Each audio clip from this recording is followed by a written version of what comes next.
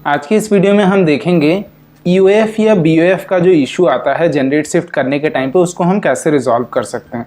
तो जैसे क्या है, कभी कभी जब हम जनरेट शिफ्ट करते हैं सॉफ्टवेयर के अंदर ट्रांजैक्शन में जाके हम जब भी जनरेट शिफ्ट करते हैं तो हमें वो एरर देता जाता है यूएफ या BOF, true current record has been deleted, request operation requires a current record.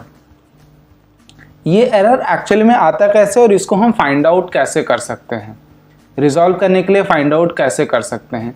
उसके लिए सबसे पहला तरीका ये है कि आप जनरेट शिफ्ट पर क्लिक करिए और जैसे ही आपको ये यूएफ या बीओएफ का एरर देता आप सबसे पहले एम्प्लॉय कोड या एम्प्लॉय नेम चेक करिए। अभी हम इसी एम्प्लॉय के लिए चेक करते हैं। यूजुअली ये होता तब है जब हम कोई ऐसा फील्ड डिलीट कर देते हैं सॉफ्टवेयर के अंदर से जो हमने एम्प्लॉय को असाइन किया होता है। तो हमने 1 नंबर एम्प्लॉय कोड पे एरर आ रहा था। सबसे पहले हम देखेंगे 1 नंबर एम्प्लॉय के लिए कंपनी अवेलेबल है, डिपार्टमेंट भी अवेलेबल है, डेजिग्नेशन भी अवेलेबल है, कैटेगरी भी अवेलेबल है।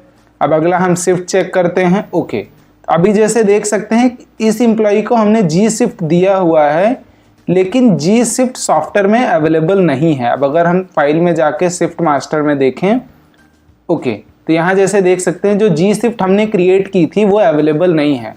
जी शिफ्ट अगर अवेलेबल नहीं है और हम उसको डिलीट कर देते हैं और वो शिफ्ट किसी एम्प्लॉय को असाइंड होती है तो हमें यूएफ या बीओएफ का एरर देता है। इसी तरीके से कोई भी शिफ्ट अगर हमारे पास असाइंड है, वो शिफ्ट हमने क्रिएट कर रखी है, एम्प्लॉय को हमने दे रखी है, उसके बाद अगर हम यहाँ से डिलीट कर देते हैं तो हमें यूएफ या बीओएफ का एरर देगा। अब वो इशू हम रिजॉल्व कैसे कर सकते हैं? वो इशू रिजॉल्व करने के 2 तरीके हैं। या तो एक एक एम्प्लॉय को आप एडिट करिए और उसको दूसरी शिफ्ट असाइन कर दीजिए।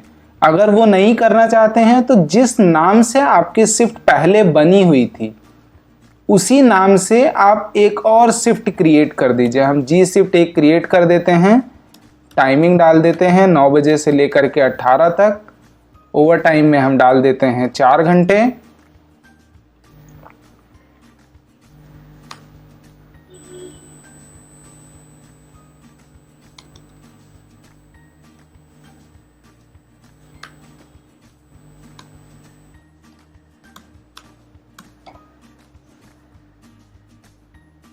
ओवर टाइम में हम 4 घंटे डाल देते हैं।